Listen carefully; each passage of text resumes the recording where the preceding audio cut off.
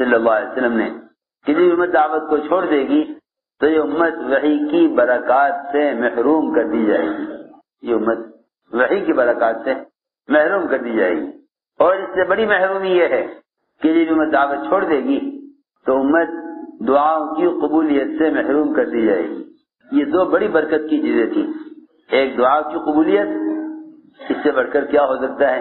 اس سے بڑھ کر کیا ہو سکتا ہے کہ ہر مسلمان اپنے ہر مسئلے کو براہ راست اللہ رب العزت سے دعا کے ذریعے حل کرائے. دعا تو اللہ تعالیٰ سے براہ راست کام کرانے کا ذریعہ تھا. دعا اللہ تعالیٰ سے براہ راست کام کرانے کا ذریعہ ہے. اللہ تعالیٰ سے بے مسائل کو براہ راست حل کرانے کا ذریعہ وہ دعا ہے. لیکن اس زمانے کے مسلمان اس دھوکے کے شکار ہیں سب، کہ وہ سمجھتے ہیں کہ اللہ تعالیٰ نے انسانی ضروریات کو اسباب سے جوڑا ہوا ہے. انسانی ضروریات کو اسباب سے جوڑا ہوا ہے، لہذا محنت تو کرو سبب پر، لیکن امید کرو اللہ سے. محنت تو کرو سبب پر اور امید کرو اللہ سے. یہ ایسا اندھا کنواں ہے کہ جو اس میں پڑ گیا وہ اس سے نکل نہیں سکتا. سنو میری بات توجہ سے. یہ ایسا اندھا کنواں ہے اور یہ ایسی بھٹکی ہوئی راہ ہے کہ جو مسلمان اس غلط خیال میں پڑ گیا کہ سبب بنانا ہمارے ذمہ ہے اور کام بنانا اللہ کے ذمہ ہے، ہم اسباب اختیار کریں گے اور پھر اللہ سے دعا کریں گے کہ اے اللہ تو اس سبب میں اپنی قدرت سے کامیابی ڈال دے. تو اس سبب میں اپنی قدرت سے کامیابی ڈال دے. اے اللہ ہم نے سبب اختیار کیا ہے تو اس سبب میں اپنی قدرت سے کامیابی ڈال دے. ایسے لوگ کوششیں کریں گے، محنت کریں گے اسباب پر اور امید کریں گے اللہ سے. سب سمجھتے تھے یہ راستہ سراسر ناکامی کا ہے. یہ راستہ سراسر ناکامی کا ہے. یہ راستہ سراسر ناکامی کا ہے کہ محنت کریں اسباب پر اور امید کریں اللہ سے. محنت کریں اسباب پر اور امید کریں اللہ سے. یہ راستہ سراسر ناکامی کا ہے. کامیابی کا راستہ کیا ہے کہ محنت کریں اعمال پر، امید کریں اللہ کی ذات سے. رہے اسباب انہیں اختیار تو کریں لیکن نہ ان اسباب کی بنیاد پر دعائیں کریں، نہ ان اسباب کی بنیاد پر امید کریں. محنت کریں اعمال پر اور امید کریں اللہ سے. محنت کریں اعمال پر، امید کریں اللہ سے. اس لیے کہ اللہ سے امید کرنے کا عمل ہی راستہ ہے. اللہ سے امید کرنے کا عمل ہی ایک راستہ ہے. اللہ سے امید کرنے کا عمل ہی ایک راستہ ہے. سبب اللہ سے امید کرنے کا راستہ نہیں ہے. سبب اللہ سے امید کرنے کا راستہ نہیں ہے. ورنہ سبب پر کامیابی کی امید، سبب پر اللہ سے، سنو میری بات توجہ سے، سبب پر اللہ سے کامیابی کی امید تو مشرکین بھی کیا کرتے تھے. سبب پر، اسباب کی بنیاد پر کامیابی کی امید مشرکین بھی کیا کرتے تھے. وہ یہ کہتے تھے کہ ہم ظاہری اسباب پر کوشش کرتے ہیں لیکن کام بنانے والی ذات اللہ کی ہے. جب دماغ ازد شنوع کے ایک آدمی ہیں، یہ آئے مکہ مکرمہ تو قریش نے کہا دماغ یہ جو آدمی ہیں محمد صلی اللہ علیہ وسلم ہمارے بتوں کو برا کہتے ہیں، ہمارے بڑوں کو گمراہ کہتے ہیں، ہمارے دین میں عیب لگاتے ہیں اور ہمیں بتوں کی عبادت سے روکتے ہیں. دماغ نے کہا، سنتے ہی کہا کہ ہاں شاید اس آدمی کے اوپر کوئی اوپرا اثر ہے، یہ جنات کا اثر ہے، یا اس کو جنون ہے نعوذ باللہ، یا اس کو کوئی ہوا لگ گئی ہے غلط، اور میں علاج جانتا ہوں، میں علاج جانتا ہوں، میں ان کا علاج کروں گا. میں یہ سمجھانے کے لیے کہہ رہا ہوں کہ سبب پر کوشش کر کے اللہ سے امید ایک غیر مسلم بھی کیا کرتا تھا. ایک نہیں، سینکڑوں قصے ایسے ہیں، سینکڑوں قصے ایسے ملیں گے مشرکین کے. چنانچہ دماغ نے آپ کو تلاش کیا، آپ سے ملاقات ہوئی. دماغ نے کہا کہ کیا آپ بتوں کا انکار کرتے ہیں؟ کہ جی ہاں. کیا ایک اللہ کی طرف بلاتے ہیں؟ کہ جی ہاں. دماغ نے کہا کہ آپ پر کوئی کسی جن کا اثر یا کسی غلط ہوا آپ کو لگ گئی ہے اور میں آپ کا علاج کروں گا کیونکہ میں اس لائن کا علاج جانتا ہوں، اس لائن کا علاج کرنا جانتا ہوں. اور آپ پریشان نہ ہوں، میں نے تو آپ سے بھی زیادہ بڑے بڑے بیماروں کا علاج کیا ہے، وہ بھی ٹھیک ہو گئے میرے علاج سے اور آپ بھی ٹھیک ہو جائیں گے. میں کوشش کروں گا، لیکن بات یہ ہے کہ شفا صرف اللہ کے ہاتھ میں ہے. کون کہہ رہا ہے؟ مشرک. کہ شفا صرف اللہ ہی دیتے ہیں، میں تو ظاہری کوشش کروں گا. ایک مشرک سے آپ نے فرمایا کہ تم پر کوئی پریشانی آ جائے، کوئی مالی نقصان ہو جائے تو تم اس مالی نقصان کی تلافی کس سے کراتے ہو؟ تمہارے مسائل کو کون حل کرتا ہے؟ اس نے کہا مشرک نے کہ وہ تنہا اللہ جو آسمانوں میں ہے وہی میرے تمام مسائل کا حل کرتا ہے. تو آپ نے فرمایا جب اللہ کرنے والے ہیں تو پھر تم بتوں سے کیوں امید کرتے ہو؟ کیوں بتوں سے امید کرتے ہو جب اللہ کرنے والے ہیں؟ میں نے عرض کیا کہ اجتماعی طور پر مسلمانوں نے یہ راستہ پکڑا ہے کہ محنت کرو اسباب پر اور امید کرو اللہ سے. حالانکہ جو آدمی کوشش کر رہا ہے سبب پر عمل سے غافل ہے، ایسا شخص اللہ سے امید کرنے میں جھوٹا ہے. ایسا شخص اللہ سے امید کرنے میں جھوٹا ہے. اور حدیث میں ایسا آدمی کو عاجز کہا ہے. عاجز سے کہتے ہیں جو کچھ نہ کر سکے، جو کچھ نہ کر سکے. لوگ دنیاوی لائن سے ساری کوششیں کریں لیکن اللہ حدیث میں اس کو عاجز کہا ہے. عاجز یہ کچھ بھی نہیں کر سکتا، کیونکہ یہ جس کوشش میں لگا ہوا ہے یہ کوشش اس کی کامیابی کا راستہ نہیں ہے. سمجھتے ہے اسباب میں کامیابی کا نظر آنا کامیابی کا دھوکہ ہے. اسباب میں کامیابی کا نظر آنا کامیابی کا دھوکہ ہے. اسباب میں کامیابی کا نظر آنا کامیابی کا دھوکہ ہے، اور اعمال کے اندر کامیابیاں نظر آنا یہ کامیابی یقینی ہے. چنانچہ میں عرض کر رہا تھا کہ حدیث کا مفہوم ہے کہ ایک شخص فرمایا کہ وہ شخص عقل مند اور سمجھدار ہے جو موت کے بعد کے لیے عمل تیار کرے، اور وہ شخص عاجز اور نکما ہے جو اپنے نفس کے تقاضوں کے پیچھے چل رہا ہے اور اللہ تعالیٰ سے بڑی بڑی امیدیں کیے ہوئے ہیں. اللہ تعالیٰ سے بڑی بڑی امیدیں کیے ہوئے ہیں. اللہ سے بڑی بڑی امیدیں، اللہ یوں کر دیں گے، اللہ یوں کریں گے، اللہ یوں کریں گے، اللہ یوں کریں گے.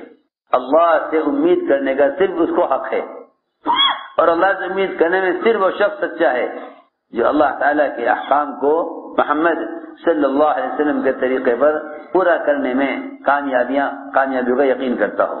وہ اللہ سے امید کرنے میں سچا ہے، ورنہ جھوٹا ہے. ورنہ جھوٹا ہے. میں نے عرض کیا کہ لوگ محنت کرتے ہیں اسباب پر اور امید کرتے ہیں اللہ سے، اور کہتے بھی یہی ہیں، بولتے بھی یہی ہیں کہ بھئی تم ظاہری کوشش کرو اور پھر اللہ پہ چھوڑ دو، اللہ کریں گے. کائنات اللہ کے کرنے کا ذریعہ اور راستہ نہیں ہے، اس لیے کہ محض کائنات پر کامیاب کرنے کا وعدہ اللہ کا غیروں سے ہے، ایمان والوں سے نہیں ہے. محض کائنات پر کامیاب کرنے کا وعدہ اللہ تعالیٰ کے غیروں سے ہے. جو اللہ کو نہیں مانتے اللہ نے ان کو کائنات کے راستے سے کامیاب کرنے کا فیصلہ کیا ہوا ہے. جو اللہ کو نہیں مانتے اللہ نے ان کو کائنات کے راستے سے کامیاب کرنے کا فیصلہ کیا ہوا ہے.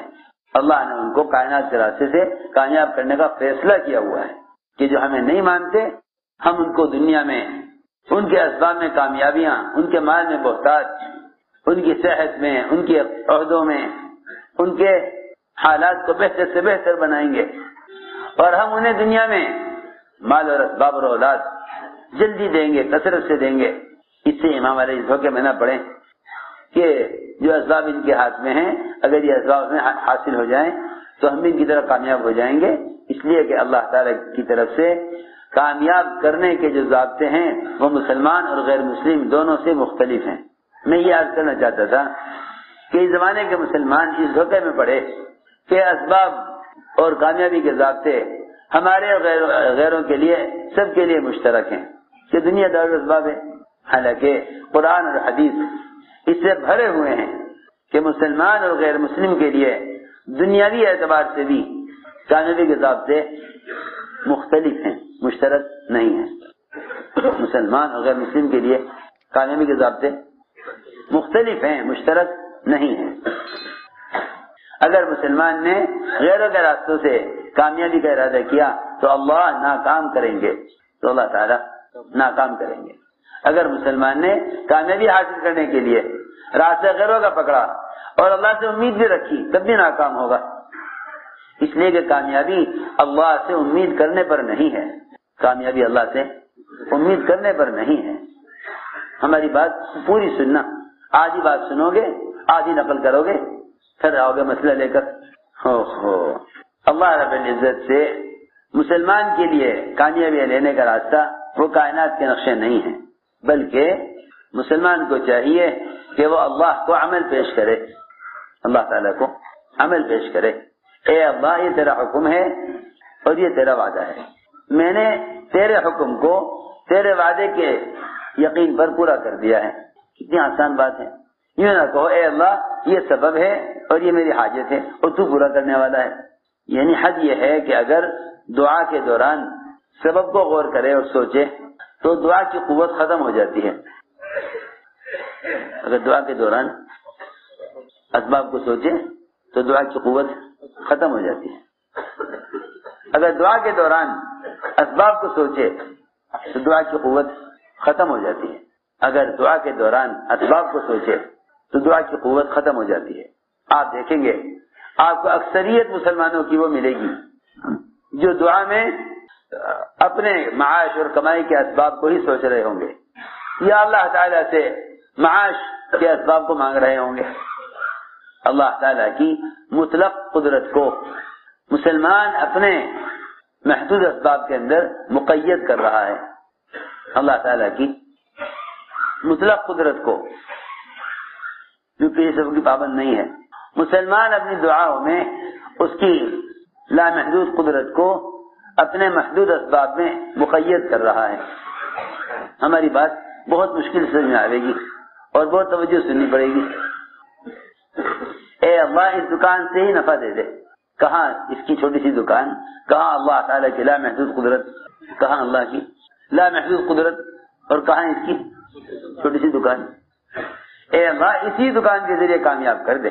سوچو تو صحیح، کہاں اللہ تعالیٰ کی لامحدود غیر مقید قدرت اور یہ اس کو اللہ کی قدرت کو مقید کر رہا ہے اپنی چھوٹی سی دکان میں. اے اللہ اسی گولی سے شفا دے دے.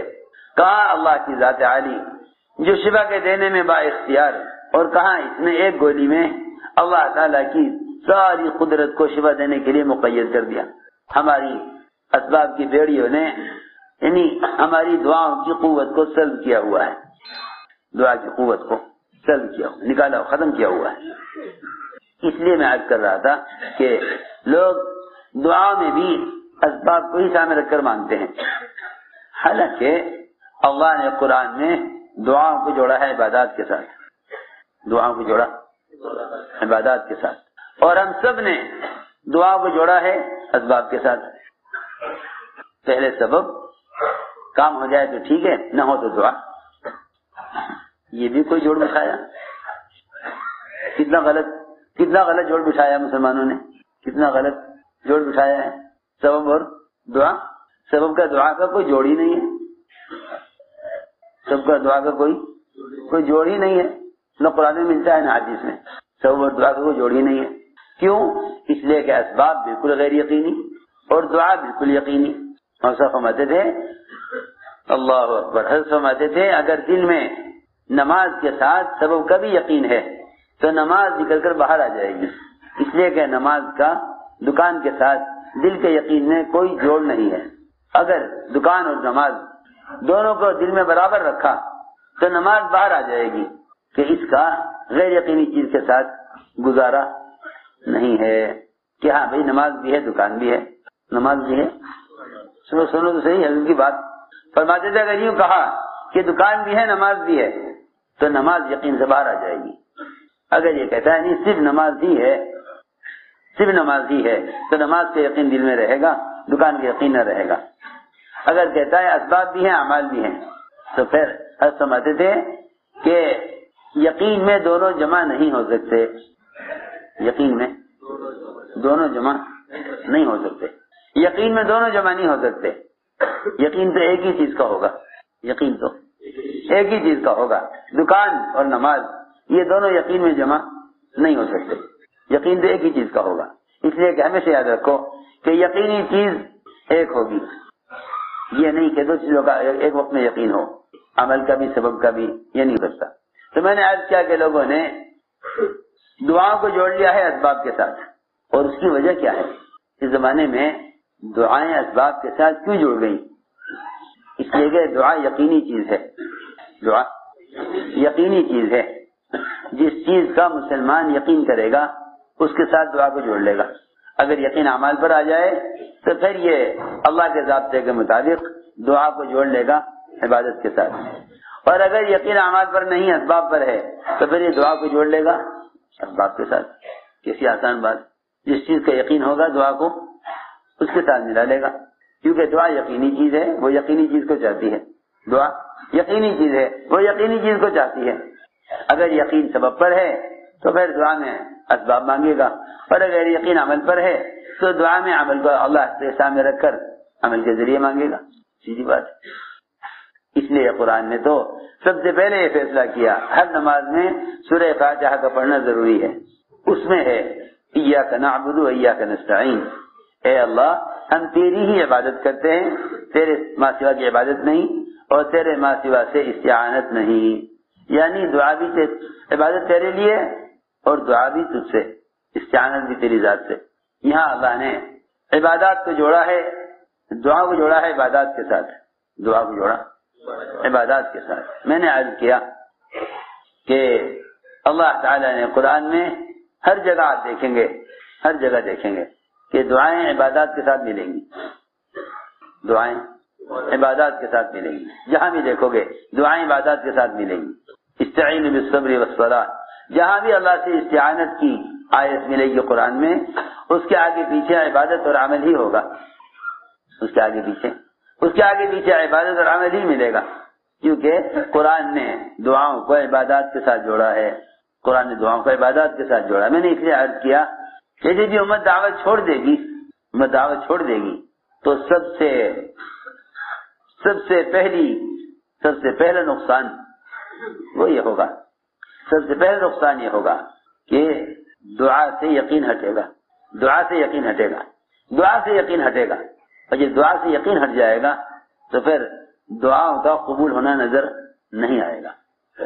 اور یہ تو آپ جانتے ہیں، صحیح روایت ہے کہ اللہ تعالیٰ اس دل کی دعا قبول نہیں کرتے جس دل میں دعا کی قبولیت کا یقین نہ ہو. آپ دعا مانگیں گے، جب وہ قبول نہ ہوگی تو رفتہ رفتہ دعا کی قبولیت سے یقین ہٹ جائے گا. اور اللہ تعالیٰ کا عجیب نظام ہے، اللہ تعالیٰ دعا کی قبولیت کو مؤخر کرتے ہیں اور دعا کے نتیجے کو ظاہر کرنے میں تاخیر کرتے ہیں. دعا کے نتیجے کو ظاہر کرنے میں، ایسے سونے والوں سنو دھیان سے، دعا کی قبولیت کو مؤخر کرتے ہیں. دعا کی قبولیت کو مؤخر کرتے ہیں. آج مانگا نہیں ملا، کل مانگا نہیں ملا. کیوں؟ اللہ تعالیٰ دو وجہ سے دعا کو مؤخر کرتے ہیں. ایک تو اس لیے کہ اللہ تعالیٰ کو اپنے بندے کا مانگنا پسند ہے. کوئی بھی حاجت پوری نہ ہو، دعا اللہ سے مانگتے رہنا اللہ کا امر ہے. اس لیے کہ دعا کا مانگنا محتاجی کو ظاہر کرنا ہے. دعا کا مانگنا اللہ کے سامنے محتاجی ظاہر کرنا ہے. کوئی حاجت پوری نہ ہو تب بھی دعا مانگنا ہے، اور کوئی حاجت پیدا نہ ہو تب بھی دعا مانگنا ہے. کوئی حاجت پوری نہ ہو تب بھی دعا مانگنا ہے، اور کوئی حاجت پیدا ہی نہ ہو تب بھی دعا مانگنا ہے. ارے سنو تو صحیح، ہم دعا جب مانگتے ہیں جب کوئی حاجت سبب سے پوری نہیں ہوتی. آپ کو بتا رہا، جتنے بھی اللہ مجھے معاف فرمائے لوگ اسباب سے تنگ آ کر دعا کی طرف آتے ہیں. اسباب سے تنگ آ کر جب دیکھتے ہیں کہ اس سبب سے کام نہیں بن رہا ہے تب آتے ہیں دعا کی طرف. حالانکہ دعا کی طرف آنا سبب کی طرف جانے سے پہلے ہے. دعا کی طرف آنا سبب کی طرف جانے سے پہلے ہے. دعا کی طرف آنا سبب کی طرف جانے سے پہلے ہے. اور ہم اسباب سے تھکنے کے بعد آتے ہیں دعا کی طرف. اس کی مثال سمجھنی چاہیے. اگر کوئی وزیر آپ سے یہ کہہ دے، حالانکہ حقیقت میں فقیر ہے، جو فرماتے تھے جب تک تمہیں سارے وزراء فقراء نظر نہ آئیں اور تم سارے وزراء کو فقراء یقین نہ کرو، اس وقت تک تم اللہ کی ذات سے فائدہ نہیں اٹھا سکتے.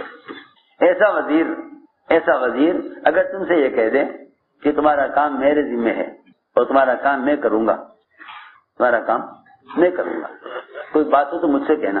اگر یہ شخص اپنی کسی حاجت کے لیے نیچے کے لوگوں کے پاس چلا جائے اور پہلے وزیر کے پاس نہ جائے، اور وزیر دیکھ رہا ہے کہ میں نے اس سے وعدہ کیا تھا مگر یہ مجھے چھوڑ کر نیچے کے لوگوں سے اپنا کام کرانے کی کوشش کر رہا ہے اور لوگ اس کا کام کر نہیں رہے، تو آپ سچی بتائیے اس وزیر کو غصہ آئے گا یا خوشی ہوگی؟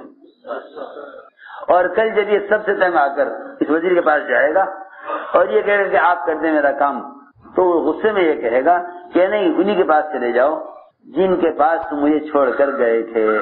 دیکھو تو صحیح، جب ایک وزیر جو خود محتاج ہے، جب اس کے بعد برداشت نہیں کہ میرے ہوتے ہوئے لوگ، میرے ہوتے ہوئے میرا دوست میرے غیر سے کہے، تو پھر اللہ رب العزت جو اپنی تمام چاہتوں میں قادر مطلق ہیں اور بندے سے وعدہ کیے ہوئے ہیں، محتاجگی سے پاک ہیں، وہ دیکھ رہے کہ میں نے اس سے وعدہ کیا ہوا ہے مگر یہ ان لوگوں کے پاس جا رہا ہے جو خود میرے محتاج ہیں۔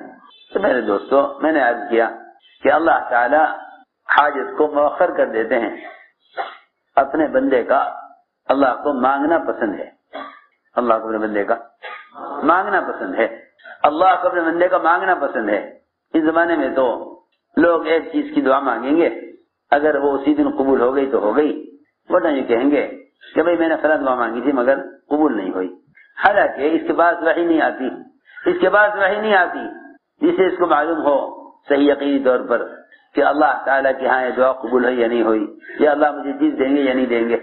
حضور اکرم صلی اللہ علیہ وسلم پر تو وحی آتی تھی، آپ پر تو وحی آتی تھی، سنو میری بات توجہ سے، آپ پر تو وحی آتی تھی، آپ نے عرفات کا میدان جہاں دعا کا قبول ہونا یقینی اور دعا کے قبولیت کا وقت بھی متعین ہے، اس وقت سے اس وقت تک عرفہ کا وقوف ہے، اور اس وقت سے اس وقت تک جو دعا مانگی جائے گی قبول ہوگی۔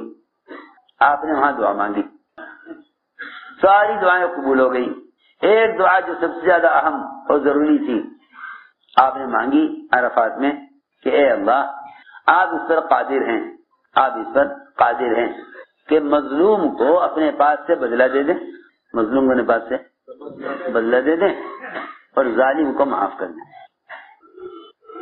ظالم کو اور مظلوم کو میں اپنے پاس سے بدلہ دے دیں۔ آپ یہ کہتے ہیں کہ ظالم سے تو میں کو معاف نہیں کروں گا، لیکن آپ کو تو قدرت ہے نا، آپ کو تو قدرت ہے، آپ سب کو جہنم میں ڈال دیں، کوئی آپ سے پوچھ نہیں سکتا کہ آپ نے ایسا کیوں کیا، آپ سب کو جنم میں داخل کر لیں، کوئی آپ سے پوچھ نہیں سکتا کہ آپ نے ایسا کیوں کیا۔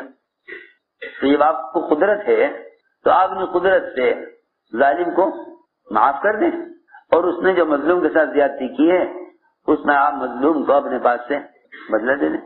تو اللہ تعالی نے وحی سے بدلا دیا کہ یہ دعا قبول نہیں ہوگی، سنو تو صحیح، یہ دعا قبول نہیں، اس سے یقینی کوئی بات ہو سکتی ہے؟ اللہ فرما رہے ہیں کہ یہ دعا قبول نہیں۔ ہم تو یہ سوچیں کہ یہ کام نہیں ہوا، یہ دعا قبول نہیں ہوئی، وہاں اللہ نے کہہ دیا کہ ساری دعائیں آپ کی قبول ہو گئی عرفہ کی، لیکن یہ دعا قبول نہیں ہوئی کہ اللہ تعالیٰ مظلوم کو اپنے پاس سے بدلہ دے دیں اور ظالم کو معاف کر دیں، یہ دعا قبول نہیں ہوئی۔ حضور اکرم صلی اللہ علیہ وسلم اللہ تعالیٰ کے یہ کہنے کے باوجود کہ یہ دعا آپ کی قبول نہیں ہوگی، آپ نے دعا میں اور کوشش بڑھا دی بجائے چھوڑنے کے، سنو تو صحیح، بجائے چھوڑنے کے بھائی چلو یہ دعا چھوڑ دو جب اللہ تعالیٰ منع کر رہے ہیں، اور اللہ نے انکار کر دیا، سنو تو صحیح، اللہ نے انکار کر دیا، آپ اس دعا میں لگے رہے، مانگتے رہے، اللہ نے انکار کر دیا، یہ دعا قبول نہیں ہوگی، یہاں تک کہ عرفہ کا وقت ختم ہو گیا، مگر آپ اس دعا میں لگے رہے، مگر یہ دعا قبول نہیں ہوگی۔ عرفات سے مزدلفہ آ گئے، مزدلفہ میں آ کر بھی آپ اسی دعا میں لگے رہے کہ اللہ مظلوم کو بدلہ دے دے، ظالم کو معاف کر دے، مظلوم کو بدلہ دے دے، ظالم کو معاف کر دے، یہاں بھی آپ اسی دعا میں لگے رہے۔ چنانچہ جو دعا عرفات میں قبول نہیں ہوئی، باوجود اللہ کی طرف سے یہ پیغام آنے کے کہ یہ دعا قبول نہیں ہوگی، وہ دعا مزدلفہ میں آ کے قبول ہوئی، وہ دعا کہاں قبول ہوئی آگے؟ وہ دعا مزدلفہ میں قبول ہو گئی، وہ دعا مزدلفہ میں اگر قبول ہوئی جس دعا کے بارے میں اللہ نے عرفات میں کہہ دیا تھا، جس دعا کی قبولیت کا یقینی موقع ہے. تو میں نے ایک بات عرض کی ہے کہ دعا کی قبولیت کے لیے دعا پر یقین شرط ہے کہ تمہیں دعا کی قبولیت کا یقین ہو، قبولیت کا یقین ہو. تو اللہ تعالی دو وجہ سے دعا کی قبولیت کو مؤخر کرتے ہیں، اور دو وجہ سے اللہ تعالی اس کی دعا کے مطابق نتیجے ظاہر کرنے میں دیر کرتے ہیں. ایک تو اس لیے کہ اللہ تعالیٰ کو بندے کا مانگنا پسند ہے، دوسرے اللہ تعالیٰ اس کا دعا پر یقین دیکھنا چاہتے ہیں کہ اس کا دعا پر کتنا یقین ہے، دعا پر کتنا یقین ہے. ہم تو حاجت کے پورا نہ ہوئے، حاجت کے پورا ہونے میں اگر تاخیر ہو جائے، حاجت کے پورا ہونے میں تاخیر ہو جائے تو دعا چھوڑ دیتے ہیں کہ یہ دعا قبول نہیں ہوگی. حالانکہ ہر دعا قبول ہوتی ہے بشرطیہ کہ قبولیت کی شرائط ہوں، جیسے قبولیت کی شرائط پائی جائیں.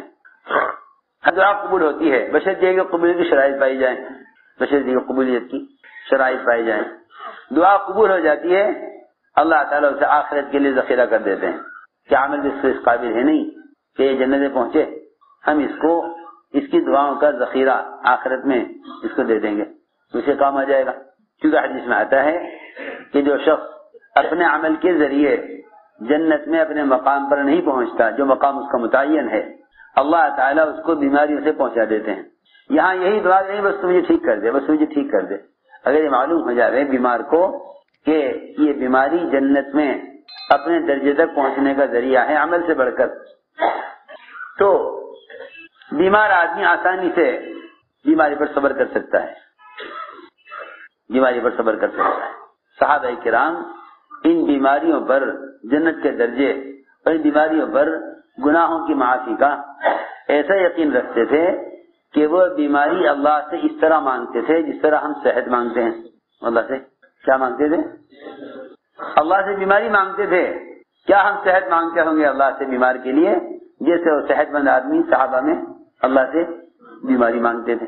جیسے ہی سنا ابی بن کعب رضی اللہ تعالی عنہ سید القراء ہیں، جیسے ہی سنا کہ اللہ کے راستے کا بخار گناہوں سے ایسا پاک کر دیتا ہے جیسے اس کی ماں نے آج ہی جنا ہو، اس کی ماں نے اس کو آج ہی جنا ہو، کہ اللہ کے راستے کا بخار ایسا پاک کر دیتا ہے گناہوں سے جو اس کی ماں نے اس کو آج ہی جنا ہو. یہ وعدہ سنتے ہی دعا کی، اے اللہ مجھے بخار دے دے، مجھے اور ایسا بخار دے دے جو مجھ سے کبھی جدا نہ ہو، موت تک ہمیشہ میرے ساتھ رہے.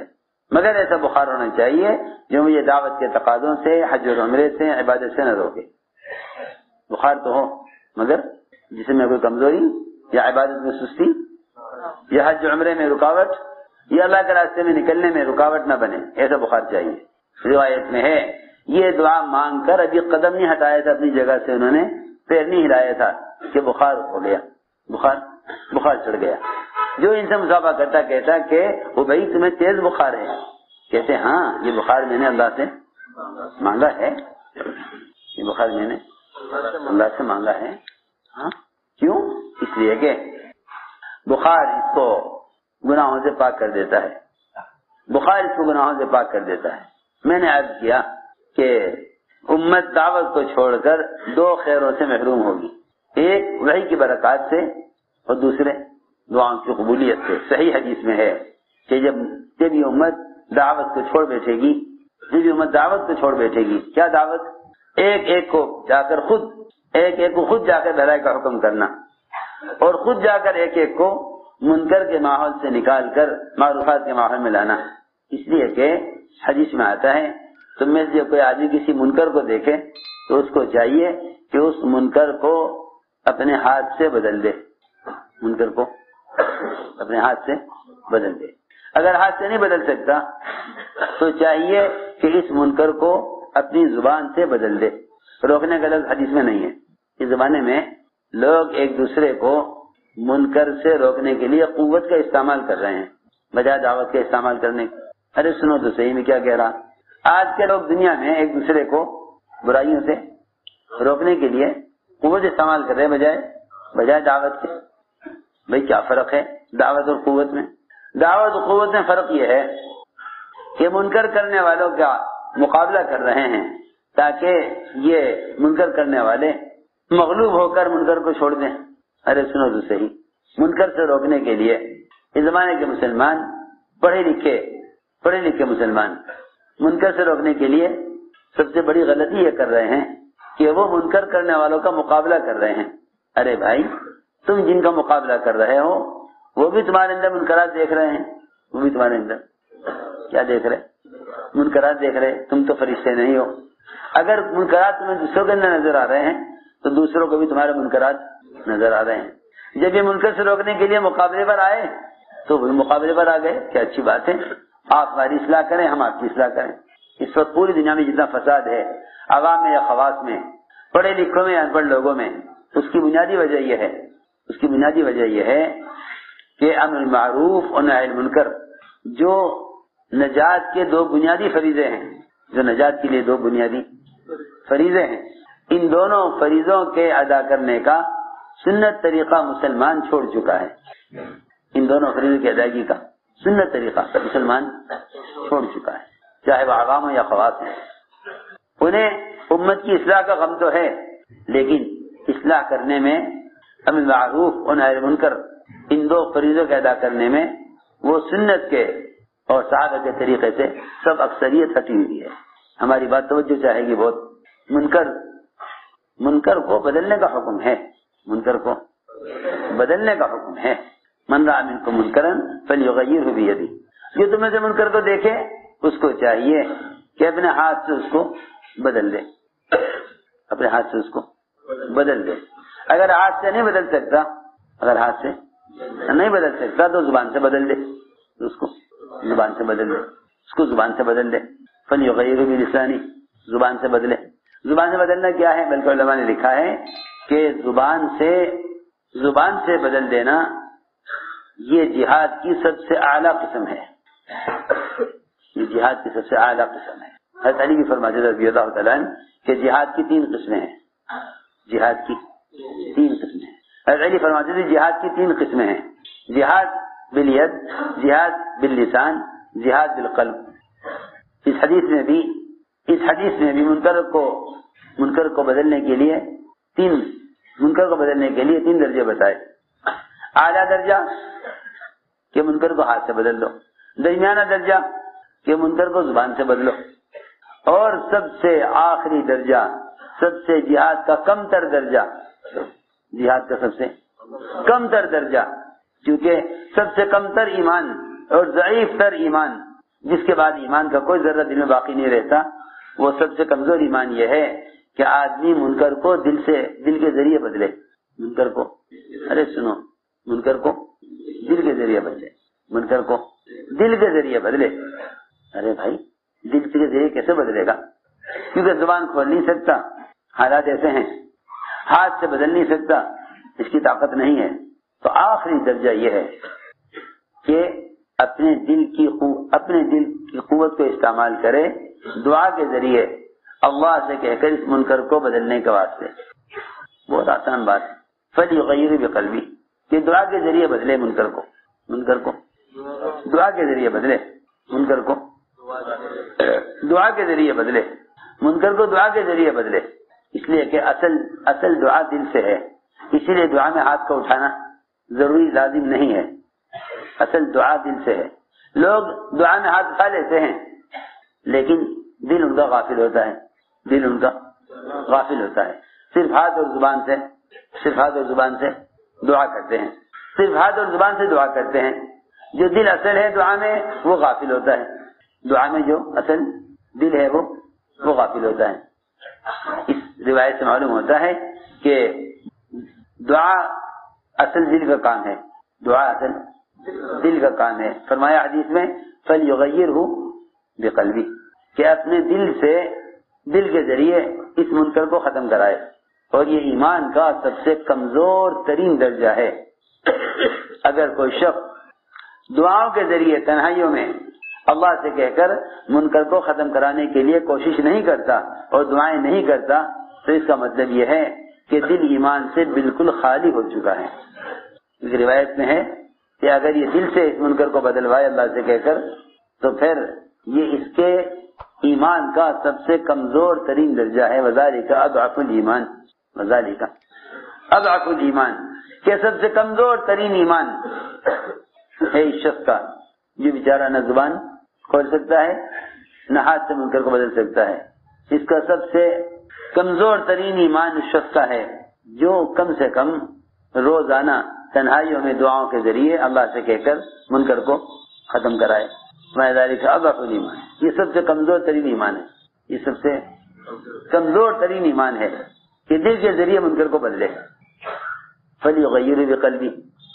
تو میں نے عرض کیا کہ جہاد کی 3 قسمیں: جہاد بالید، جہاد باللسان، جہاد بالقلب. اور جہاد بالقلب یہ ہے کہ دل کی کوشش دعا کے ذریعے اللہ سے کہہ کر منکر کو بدلوائے. اس کو میں عرض کر رہا تھا کہ اس زمانے میں لوگ منکر کو ختم کرانے کے لیے منکر کرنے والوں سے مقابلہ کرتے ہیں. منکر کرنے والوں سے مقابلہ کرتے ہیں. کوئی قلم کے ذریعے مقابلہ کرتا ہے، کوئی زبان کے ذریعے مقابلہ کرتا ہے، کوئی الزام دیتا ہے ایک دوسرے کو، آپ یہ کر رہے ہو کہ آپ یہ کر رہے ہیں. یہ سارا فساد اس لیے ہے کہ مسلمان کو منکر سے روکنے کے لیے سنت کے طریقے سے ہٹا ہوا ہے. حضور اکرم صلی اللہ علیہ وسلم کا طریقہ یہ تھا کہ آپ اگر کسی کو کسی منکر سے روکنا چاہتے تو آپ صلی اللہ علیہ وسلم اس شخص کی طرف اشارہ بھی نہیں کرتے تھے جو اس منکر کو کر رہا ہے، بلکہ یہ فرماتے ہیں مجلس میں کہ کیا ہو گیا بعض لوگوں کو کہ وہ ایسا کرتے ہیں. کون کرتا ہے یہ نہیں معلوم، کون کرتا ہے یہ نہیں معلوم.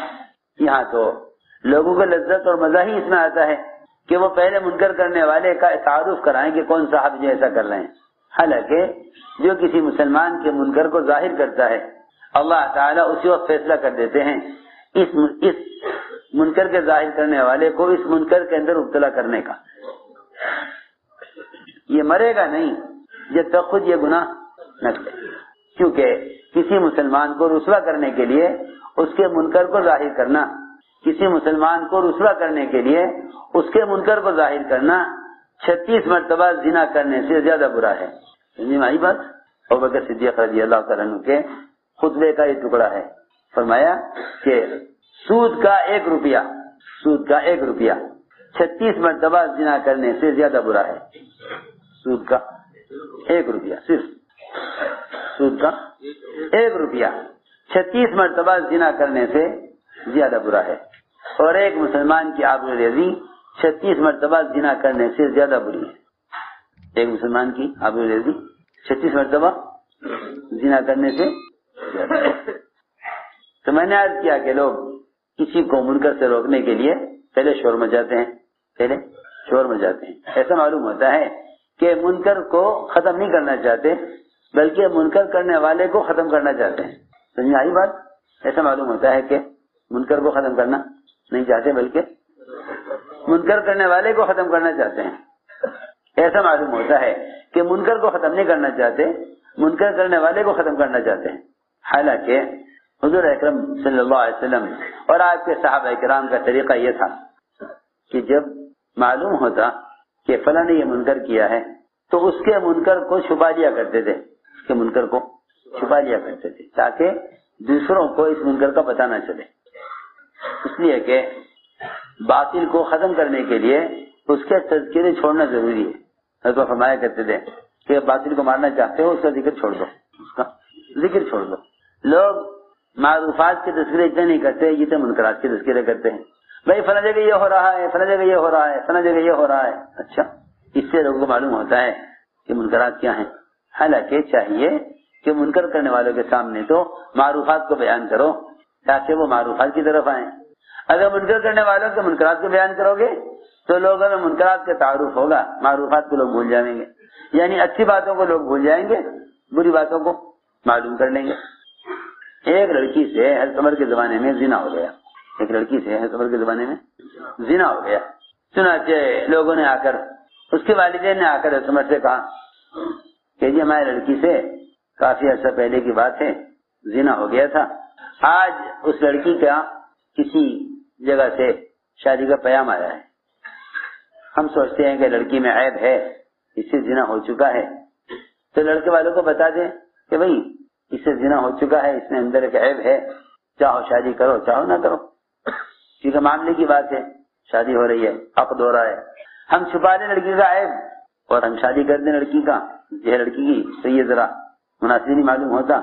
تو ہمارا خیال یہ ہے کہ ہم پیغام جو لے کر آئے ہیں لڑکی سے شادی کا ان کو بتا دیں کہ بھائی ہماری لڑکی میں عیب ہے. لیکن خیال یہ آیا کہ پہلے حضرت عمر سے مشورہ کر لیں. آئے پوچھا آ کر مومنین ایسی ایسی بات ہے کیا کریں. بس اتنا سننا تھا. عمر رضی اللہ تعالیٰ عنہ نے اتنا سخت ڈانٹا ان دونوں ماں باپ کو, لڑکی کے والدین کو اتنا سخت ڈانٹا اور یہ فرمایا اگر میرے علاوہ تم نے اب کسی اور سے جا کر ذکر کیا اس لڑکی کے زنا کرنے کا تو میں تمہیں اتنی سخت سزا دوں گا کہ میں نے کسی کو ایسی سزا نہیں دی ہوگی. فرمایا جاؤ لڑکی شادی کرو اور ایسے شادی کرو جیسے تم کسی پاک دامن نیک ایسی لڑکی جسے کبھی برے کام کا خیال بھی نہ آیا ہو, اس کی شادی اس طرح کرو. اور اگر تم نے کسی سے ذکر کیا اس لڑکی کے زنا کرنے کا تو میں تمہیں اتنی سخت سزا دوں گا دونوں کو کہ سارے ملکوں کے لیے سزا عبرت ہو جائے گی. میں نے ساری بات اس پر عرض کی تھی کہ زمانے میں عوام خواص پڑھے لکھے ان پڑھ وہ نہیں جانتے کہ منکر سے روکنے کا اور منکر کے ماحول کو بدلنے کا سنت طریقہ کیا ہے. جی ہاں, ایک دوسرے کے کوئی الزام دینا آپ نے یہ کیا ہو گیا, آپ نے یہ کیا, آپ نے یہ کیا ہو گیا, آپ نے یہ کیا. اس سے تو سوائے منکرات کے عام ہونے اور آپس میں مقابلے اور آپس میں ایک دوسرے پر تہمتیں شروع ہونے کے اس کے علاوہ اور کوئی نتیجہ نہیں ہے. کہ منکر کرنے والے کو منکر کا الزام دینا ایسا ہے جیسا کنویں میں گرنے والے کو اوپر سے کوئی یہ کہے کہ آپ کیوں آئے تھے کنویں کی طرف, آپ دیکھ کر کیوں نہیں چل رہے تھے. ارے اس وقت تو سب سے بڑا مسئلہ اس کو نکالنے کا ہے نا, اس وقت اس کو نکالنے کا ہے کہ نکلے کسی طرح.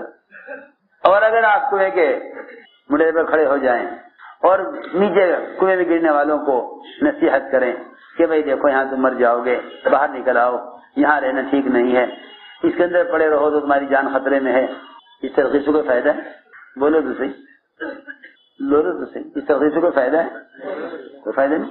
نہ ترغیب سے کوئی فائدہ اور نہ اس گڑھے میں گرنے والوں کو الزام دینے سے فائدہ. کیونکہ منکر کرنے والا ایسا ہے جیسے کسی گڑھے میں گر جانے والا. پہلا کام یہ ہے کہ اس کو اس گڑھے سے نکالو, گڑھے سے نکالو. جی ہاں, سب سے پہلا کام یہ ہے, تو تقاضا اس کا ہے اسے گڑھے میں سے نکالو. میں نے عرض کیا کہ لوگ دعوت کو سمجھے نہیں, لوگ دعوت کو سمجھے نہیں. امر معروف و نہی منکر یہ دو فریضے یہی اصل دعوت ہے, یہی اصل دعوت ہے. یہ ہٹاؤ پیروں میں لگ رہا ہے, یہاں کیا فائدہ اس کو رکھنے سے. جب علم کی توہین کرو گے تو عمل کی اصلاح پیدا ہوگی. کافی لکھتے ہیں اور پیروں میں رکھ دیتے ہیں نیچے. سنو غور سے, میں نے عرض کیا کہ دعوت امر معروف اور نہی منکر یہ دو بنیادی فریضے ہیں. جب امت ان فریضوں کو سنت طریقے سے ادا نہیں کرے گی تو امت دعا کی قبولیت سے اور وحی کی برکات سے محروم کر دی جائے گی. دعا کی قبولیت سے اور وحی کی برکات سے محروم کر دی جائے گی. اس لیے فرمایا کہ جو تم میں سے منکر کو دیکھے اس کو چاہیے کہ اس کو اپنے ہاتھ سے بدل دے. ہاتھ سے بدلنا یہ ہے کہ تم اس کو منکر کے ماحول سے نکال کر معروفات کے ماحول میں لے آؤ. اس لیے کہ تغییر ہے اصل کیا ہے؟ تغییر ہے, یعنی بدلنا. بدلنا اصل ہے, روکنا اصل نہیں ہے, بدلنا اصل ہے. اور یہ جو نہیں ہے کہ منکرات سے روکنے کا جو حکم ہے وہ روکنے کا مطلب یہ نہیں ہے کہ منکر کرنے والوں سے مقابلہ کیا جائے, بلکہ روکنے کا مطلب یہ ہے کہ تم اس کے معروفات پر لے آؤ تاکہ اس کے معروفات اسے خود منکر سے روک دیں. معروفات اس کو منکر سے روک دیں. کتنا آسان بات, کتنی آسان بات ہے. جو اعضاء گناہ کے لیے استعمال ہو رہے ہیں ان اعضاء کو نیک کاموں کے لیے استعمال کرا لو. حالانکہ ایسا نہیں ہے کہ انسان کے جسم میں منکر کرنے کے اعضاء الگ ہیں, معروفات کے اعضاء الگ ہیں. انسان کے بدن میں منکر کے اعضاء الگ ہیں, معروفات کے اعضاء الگ ہیں. ایسا نہیں ہے, بلکہ جو اعضاء منکرات معروفات کے لیے ہیں وہی اعضاء منکرات کے لیے بھی ہیں. آسان بات ہے. آنکھ ہے, حرام کو دیکھے تو منکر, حلال کو دیکھے تو نیکی. شرمگاہ ہے, حرام کے لیے استعمال ہو تو منکر, حلال کے لیے استعمال ہو تو اجر.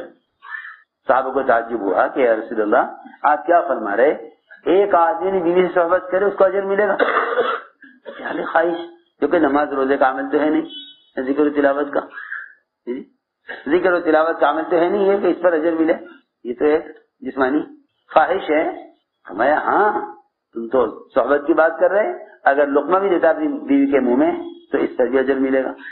ہم نے کہا رسول اللہ اس پر اجر، یہ تو خواہش ہے۔ فرمایا کہ کیوں؟ اگر یہ شرمگاہ کو حرام میں استعمال کرتا تو گناہ ملتا نہ ملتا؟ معلوم ہوتا ہے کہ معروفات کے لیے بھی یہی اعضاء ہیں، منکرات کے لیے بھی یہی اعضاء ہیں۔ سنو میں کیا کہنا چاہتا ہوں، میں یہ کہنا چاہتا ہوں کہ کسی کو منکر سے روکنے کا مسنون طریقہ صرف یہ ہے، کتابیں لکھنے، پوسٹر چھاپنے، اخبارات میں دینے، یہ سب شیطانی راستے ہیں، یہ سب شیطانی راستے، چاہے کوئی بھی کرتا ہو، ایسا تو ہے نہیں کہ کوئی سمجھدار آدمی اس کام کو کرے تو ٹھیک ہے، نہ سمجھ کرے تو غلط ہے، یہ سب شیطانی راستے ہیں، سب شیطانی راستے ہیں۔ امت کے منکرات کو اور امت کی غلطیوں کو لکھ کر چھاپنا اور تقسیم کرنا، یہ مسلمان کو رسوا کرنے کا راستہ ہے، اور اللہ تعالیٰ اس شخص کو ذلیل کر کے رہیں گے جو کسی مسلمان کو ذلیل کرنا چاہے، کیونکہ یہ کیسے معلوم ہو کہ بھئی یہ آدمی اصلاح چاہتا ہے یا فساد چاہتا ہے؟ ارے یہ تو بہت آسان ہے، یہ تو بہت ہی آسان ہے۔ ہمیں کیسے پتا چلے کہ یہ آدمی فساد چاہتا ہے یا اصلاح چاہتا ہے؟ یہ تو بہت ہی آسان ہے، یہ تو بہت ہی آسان ہے۔ او ہو سنو تو صحیح، یہ تو بہت ہی آسان بات ہے کسی شخص کے بارے میں یہ فیصلہ کرنا کہ آدمی اصلاح چاہتا ہے یا فساد چاہتا ہے، بہت آسان ہے۔ کہ اگر یہ غلطی کرنے والے سے ہی صرف جا کر کہے کہ آپ یہ ایسا نہ کریں، یہ غلط ہے، صرف غلط کرنے والے سے جا کر کہے تب تو یہ اصلاح کرنے والا ہے، اور اگر اس کے علاوہ کوئی دوسرے سے کہہ رہا ہے کہ فلاں یہ کر رہا ہے تو پھر یہ آدمی فسادی ہے، پھر یہ آدمی فساد چاہتا ہے۔ منکر کرنے والے سے کہے تو مصلح ہے، اور دوسروں سے کہے جا کر تو فسادی ہے۔ بہت آسان ہے اس زمانے میں اس بات کا فیصلہ کرنا کہ بھئی ایک آدمی اگر معاشرے کی اصلاح چاہتا ہے تو وہ غلط کرنے والوں سے جا کر منکر سے ان کو روکتا ہے، یہ دوسروں کو جا کر خبر کرتا ہے، اگر خبر دوسروں کو کر رہا ہے تو پھر یہ فساد چاہتا ہے، اور اگر منکر کرنے والے سے ہی جا کر خبر کرے اور کسی سے نہ کہے تو پھر یہ اصلاح چاہتا ہے۔ یہ آسان بات، لیکن اس زمانے میں عجیب حال ہے لوگوں کا کہ وہ منکر کرنے والوں سے جا کر بتاتے نہیں کہ آپ یہ نہ کریں، ہاں جا کر بتاتے نہیں کہ آپ یہ نہ کریں، دوسروں کو جا کے خبر کرتے ہیں کہ بھائی فلاں صاحب یوں کر رہے ہیں۔ ارے بھائی جو صاحب کر رہے تھے آپ ان سے کہتے نا جا کر، آپ تو غیبت کر کے اس زنا کرنے والے کے زنا سے زیادہ بڑے کام کے اندر مشغول ہیں، کیونکہ اللہ کے یہاں زنا کی توبہ تو ہے، غیبت کی توبہ نہیں ہے۔ لوگ اس نے تو وہ گناہ کیا جس سے اللہ اس کو معاف کر دیں، زنا کیا اللہ زنا کو معاف کر دیں گے۔ آپ نے زنا کی خبر کی، آپ کی معافی اللہ کے یہاں نہیں ہے، تو کیوں بھائی؟ جس گناہ کی اللہ کے یہاں معافی ہو وہ گناہ زیادہ بڑا ہے، جس گناہ کی اللہ کے یہاں معافی نہیں ہے وہ گناہ زیادہ بڑا ہے؟ بتاؤ، سوچو، جس گناہ کی اللہ کے یہاں معافی، جس گناہ کی اللہ کے یہاں معافی ہے وہ زیادہ بڑا گناہ ہے، جس گناہ کی معافی نہیں ہے وہ زیادہ بڑا ہے؟ سیدھی بات ہے، جس گناہ کی اللہ کے یہاں معافی نہیں وہ گناہ زیادہ بڑا ہے۔ اور آپ جانتے ہیں صحیح حدیث میں ہے کہ غیبت زنا سے بڑا گناہ ہے، کیونکہ زنا کی اللہ کے یہاں معافی ہے، غیبت کی معافی نہیں ہے، غیبت کی معافی نہیں ہے، وہ گناہ زیادہ بڑا ہے جس گناہ کی معافی نہیں۔ تو میں نے عرض کیا کہ جو اعضاء انسان کے عبادت کے لیے ہیں وہی اعضاء گناہوں کے لیے ہیں۔ چنانچہ منکر سے کسی کو روکنے کی مسنون شکل، مسنون طریقہ یہ ہے، سنو میری بات، کسی کو منکر سے روکنے کا مسنون طریقہ یہ ہے کہ تم اس کے اعضاء کو عمل پر استعمال کرا لو، تم اس کے اعضاء کو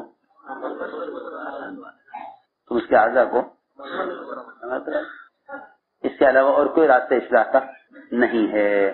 منکرات پر کتابیں چھاپنے سے اور منکرات پر بیانات کرنے سے منکرات ختم نہیں ہو سکتے، سیدھی بات ہے۔ اگر کسی کو منکر سے بچانا چاہتے ہو اور منکر کے ماحول کو ختم کرنا چاہتے ہو تو ان کے اعضاء کو معروفات پر استعمال کر دو، ان کے اعضاء کو، میری بات توجہ سننی پڑے گی بہت، ان کے اعضاء کا استعمال معروفات پر لے آؤ، تو جو اعضاء منکرات کر رہے تھے وہ اعضاء کیا کرنے لگیں گے؟ معروفات۔ جو اعضاء گناہ کے کام کر رہے تھے وہی اعضاء کام کریں گے نیکیوں کے۔ اس سے زیادہ بڑھ کر منکر سے روکنے کی اس سے بہتر کوئی شکل نہیں ہے کیونکہ یہی شکل ایک سنت طریقہ ہے، یہی شکل ایک مسنون طریقہ ہے، اور سنت طریقے کا تو قیامت تک کوئی متبادل لا نہیں سکتا۔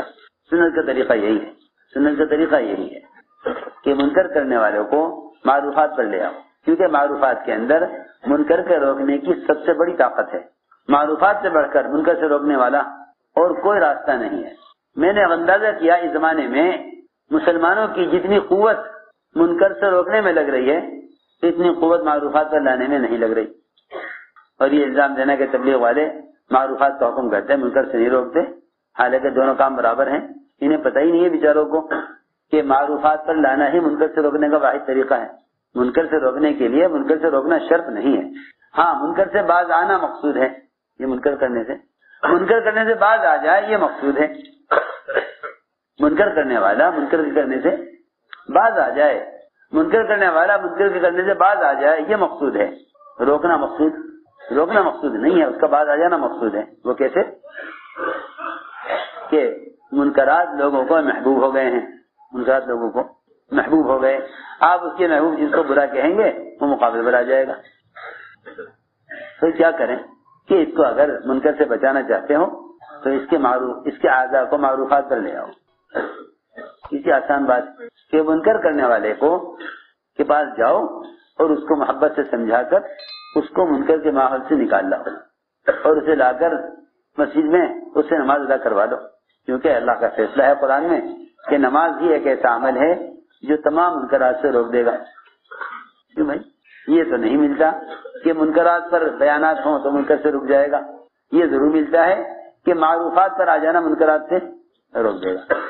منصوص ہے، یہ بات منصوص ہے، قرآن میں ہے کہ معروفات کے اندر منکرات سے روکنے کی قوت ہے، معروفات میں منکرات سے روکنے کی قوت ہے، لیکن لوگ منکر کرنے والوں کو منکر سے روکنے پر جو طاقت لگا رہے ہیں اس کی آدھی قوت بھی معروفات پر لانے کے لیے صرف نہیں ہو رہی، اس لیے ماحول بگاڑ کی طرف جا رہا ہے۔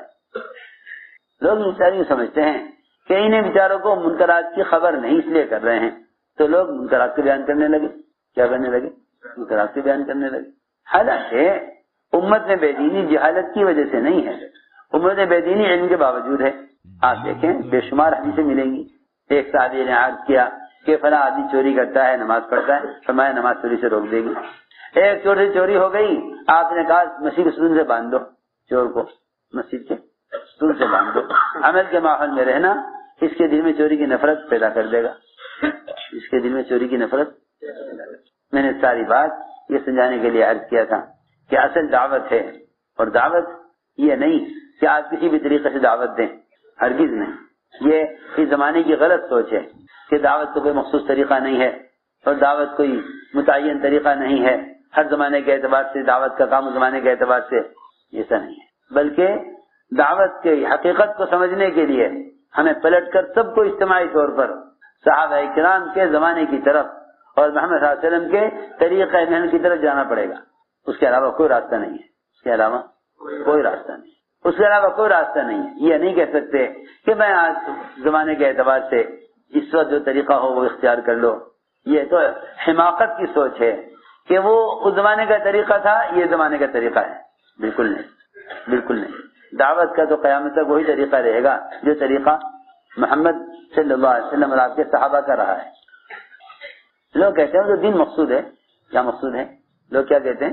تو دین مقصود ہے نا، تو دین جس طرح بھی آ جائے اس کے لیے کیا ضروری ہے کہ تبلیغ کا ہی کام ہو؟ دین مقصود ہے، کسی بھی طرح آ جائے۔ ارے سنو میں کیا کہہ رہا کہ دین مقصود ہے، کہ ہاں بے شک دین مقصود ہے، مگر اس دین کو دنیا میں قائم کرنے کے لیے جس طرح دین مقصود ہے اسی طرح خدا کی قسم صحابہ اکرام کا طریقہ محنت مقصود ہے۔ یہ نہیں کہا جا سکتا کبھی بھی کہ دین مقصود ہے طریقہ کوئی سا بھی ہو۔ میں سوال کرتا ہوں، دانت صاف کرنا مقصود ہے، آپ چاہو برش کر لو چاہو مسواک کر لو، کیونکہ مقصود کیا ہے؟ دانت صاف کرنا مقصود ہے، چاہو برش کر لو چاہو مسواک کر لو۔ آپ بتا دو سچی سچی دل سے کہ اگر برش کرتا ہے مسواک نہیں کرتا تو کیا مسواک کے 70 فائدے حاصل ہو جائیں گے میرے برش سے؟ کیوں؟ اس لیے کہ خلاف سنت ہے۔ سوچو کوئی کہنے لگے کہ بھئی مسواک اس زمانے کا طریقہ ہے، برش اس زمانے کا طریقہ ہے، مسواک اس زمانے کا طریقہ ہے. اور برش اس زمانے کا برش بھی مسواک کی طرح برش مسواک کی طرح ہے, مسواک بھی برش کی طرح ہے.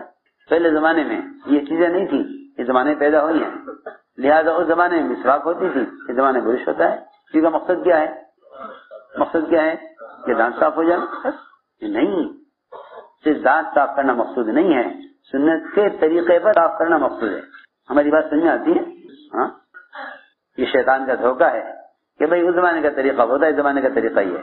جب وضو کا ایک جز مسواک, قیامت تک کوئی اس کا بدل نہیں لا سکتا, کیونکہ جو آدمی مسواک کے ساتھ وضو کر لیتا ہے اس کی نماز کا درجہ اور اجر بڑھ جاتا ہے. بلکہ صحیح حدیث میں ہے کہ اگر مسواک کر کے کوئی آدمی تلاوت کرتا ہے تو فرشتہ منہ سے منہ لگائے رکھتا ہے اور تلاوت کرنے والے سے کہتا ہے ایک آیت اور پڑھ لے, ایک آیت اور پڑھ لے, ایک آیت اور پڑھ لے.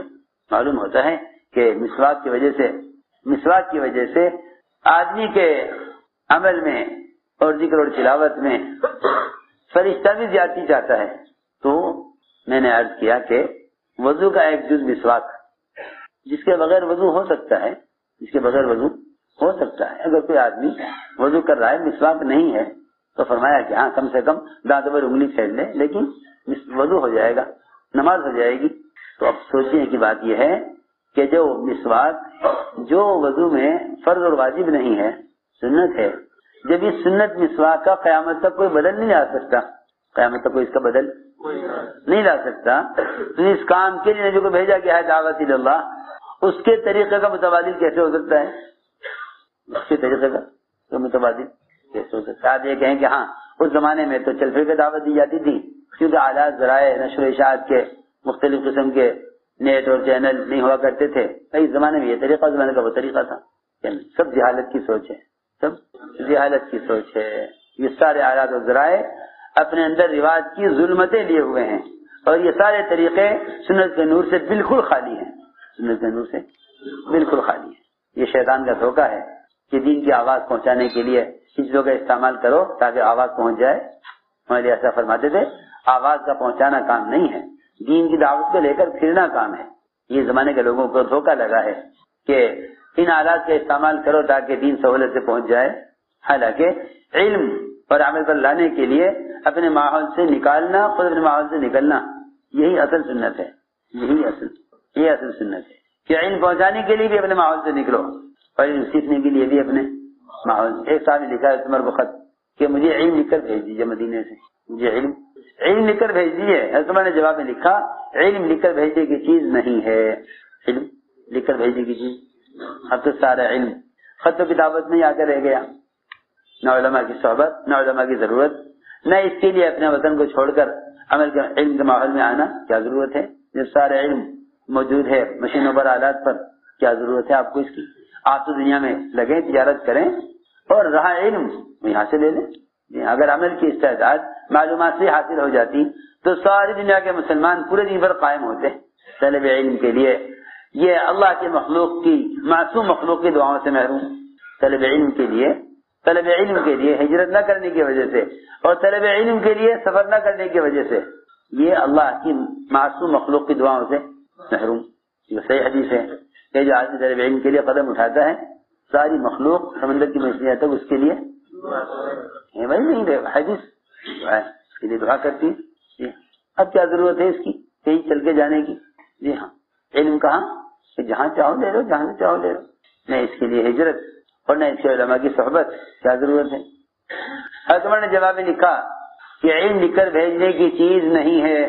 آپ اگر علم طلب کرنا چاہتے ہیں تو آئیں مدینہ منورہ میں, یہاں علماء کے پاس رہیں, علماء کی صحبت میں رہ کر علم حاصل کریں. یہ جواب میں لکھا.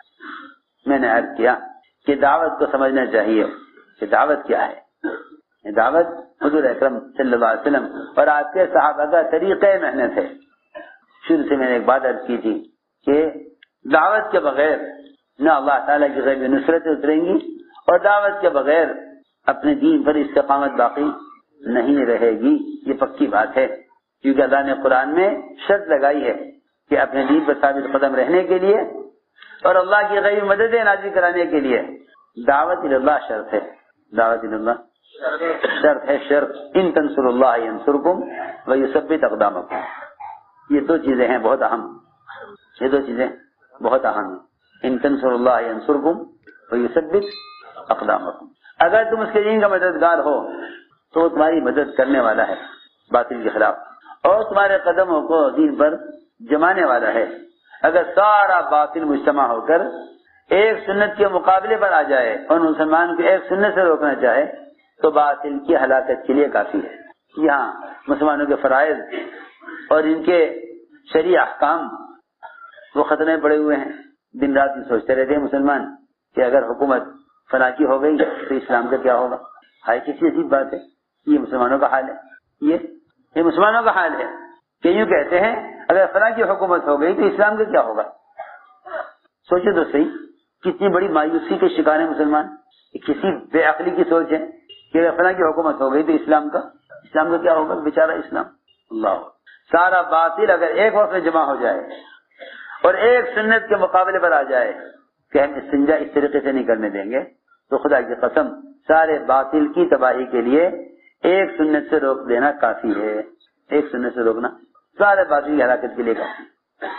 تو ہاں مسلمان اس مایوسی میں پڑا ہوا ہے کہ اگر ان کی حکومت ہو گئی تو اسلام کا کیا ہوگا، کیونکہ واقعی ایسے حالات میں حدیث یاد آتی ہے جس میں آپ نے فرمایا کہ اگر مسلمان اللہ کے غیر سے امید کرے گا تو اللہ اسے غیر کے حوالے کر دیں گے، اور اگر یہ اللہ کے غیر سے ڈرے گا تو اللہ اس پر غیروں کو مسلط کر دیں گے، اس پر غیروں کو مسلط کر دیں گے۔ میں نے عرض کیا کہ اپنے جی پر استقامت اور باطل کے خلاف اللہ کی مدد کے اترنے کا اصل سبب کیا ہے، اصل سبب کیا ہے؟ وہ صرف یہ ہے کہ تم دین کی دعوت کو لے کر پھرا کرو، دین کی دعوت کو لے کر پھرا کرو، کیونکہ دین کی دعوت کو لے کر پھرنا یہی اصل دین کی نصرت ہے۔ اس بات کو اس زمانے میں سمجھانا بہت مشکل ہے۔ اس کی وجہ یہ ہے کہ سنت کے طریقے تو مغلوب ہو گئے، رواجی طریقے غالب آ گئے، سنت کے طریقے مغلوب ہو گئے، یہ وجہ ہے۔ اتنا دور چلا گیا سنت کا دور، اتنا دور چلا گیا کہ اس زمانے میں لوگوں کو دین کے پھیلانے کے لیے ان رواجی شکلوں کے علاوہ کوئی پرانی شکل اور کوئی سنت کا طریقہ نہ نظر آتا ہے نہ یاد رہتا ہے۔ حالانکہ حقیقت یہ ہے کہ اللہ کے دین کی نصرت صرف دعوت اللہ ہے، اللہ کے دین کی نصرت صرف دعوت اللہ ہے۔ اس زمانے میں اس بات کا کہنا بعض ذہنوں کو اس طرح متوجہ کر دیتا ہے کہ انہوں نے دین کے شعبوں کا انکار کر دیا۔ حالانکہ اگر ذرا سا عقل اور تھوڑے سے معتدل دماغ سے سوچا جائے تو نظر ہی آئے گا کہ حضور اکرم صلی اللہ علیہ وسلم کے زمانے میں دین کو قائم کرنے کے لیے نقل و حرکت کے علاوہ اور کوئی ذریعہ ملتا نہیں ہے۔ دو کاموں کے لیے نقل و حرکت تھی، صرف ایک امت تک علم کو خود پہنچانے کے لیے اور ایک امت کو جہالت سے نکالنے کے لیے۔ یہ دو سبب ملتے ہیں دور نبوت میں، دور خلافت میں، صرف یہ دو سبب ملتے ہیں، اور دونوں کو نفر سے جوڑا گیا ہے۔ یہ نہیں کہ بس بیٹھ کے سوچ لو کہ بھائی نفر تو قتال کے لیے ہوا کرتا تھا، اسی کے سارے فضائل تھے، ابھی زمانے میں قتال کیونکہ ہے نہیں کفار سے، اس لیے نفر بھی نہیں۔ اس زمانے میں نفر ہوتا تھا قتال کے لیے، اسی کے فضائل تھے، اس زمانے میں قتال نہیں، اس لیے نفر بھی نہیں۔ حالانکہ اللہ کے راستے کے نفر کا اصل مقصد امت تک علم کو پہنچانا تھا، امت تک علم کو پہنچانا۔ نبی کو حکم ہے بلغ ما انزل الیک من ربک، آپ خود پہنچائیے جو حکم آپ پر نازل کیا گیا ہے۔ جی ہاں، یہ تو نہیں کہ آپ سارے علم لے کر آلات پر ڈال دیں اور کہ ہاں بھائی تبلیغ ہو رہی ہے۔ یہ تبلیغ کا طریقہ نبوت کا نہیں ہے، یہ طریقہ تبلیغ کا نبوت کا طریقہ یہ نہیں ہے۔ نبی کو خود حکم ہے بلغ، آپ خود پہنچائیے۔ اس لیے آپ منع کرتے تھے کہ میں نکلوں اللہ کے راستے میں تبلیغ کے لیے، قتل کیا جاؤں، پھر زندہ کیا جاؤں، پھر قتل کیا جاؤں۔ 7 مرتبہ روایت میں ہے کہ آپ نے فرمایا اتنی مرتبہ قتل کیا جاؤں، اتنی مرتبہ زندہ کیا جاؤں۔ جی ہاں، اس زمانے کے لوگوں کو سب سے پہلا دھوکہ یہ لگا کہ وہ تو قتال کے لیے نکلنے کے فضائل ہیں اور اب قتال ہے نہیں تو نکلنے کی کیا ضرورت ہے۔ اور اس زمانے میں لوگ نکلتے تھے جب بات کے پھیلانے کے ذرائع نہیں تھے، اب تو دین کی باتوں کی اشاعت کے بہت ذرائع ہیں، اب چلنے کی کیا ضرورت ہے۔ حالانکہ آلات کا استعمال مجاہدہ نہیں، بدن کا استعمال مجاہدہ ہے. سمجھ آ رہی بات؟ ادھر دیکھو میری طرف. آلات کا استعمال مجاہدہ نہیں، بدن کا استعمال مجاہدہ ہے. چاہے وہ دعوت ہو یا عبادت ہو، چاہے دعوت ہو یا عبادت ہو، دونوں میں بدن کا استعمال اصل ہے. کیونکہ عملی سرمایہ انسان کے اعضاء ہیں. عملی سرمایہ انسان کے اعضاء عملی سرمایہ ہیں. خارجی چیزوں کے استعمال سے خدا کی قسم عمل کی استعداد پیدا نہیں ہوگی، یہ پکی بات ہے. خارجی چیزوں کے استعمال سے عمل کی استعداد پیدا نہیں ہوگی، بلکہ استعداد ہے وہ بھی ختم ہو جائے گی. جی ہاں، عمل کی استعداد ہے وہ بھی ختم ہو جائے گی. کیونکہ جتنے بھی تعیش کے نقشے ہیں وہ انسان کے جسم کی قوت کو کمزور کر دیتے ہیں. تو سب جانتے ہیں. ڈاکٹر یہ کہتے ہیں کہ آپ صبح کو ٹہلا کریں اور آپ دھوپ میں رہا کریں. دھوپ میں رہیں گے تو آپ کے جسم میں وٹامن ڈی باقی رہے گا، ورنہ آپ کی ہڈیاں کمزور ہو جائیں گی. پتہ نہیں کیا کیا ڈاکٹر تو خود کہتے ہیں کہ آپ مشقت کے کام کریں. جی ہاں، دیکھو تو صحیح، جب جسم کا تقاضا مشقت کے بغیر اور جسمانی قوت مشقت کے بغیر نہیں حاصل ہو سکتی تو عمل کی استعداد مجاہدے کا بغیر کیسے حاصل ہو جائیں گی؟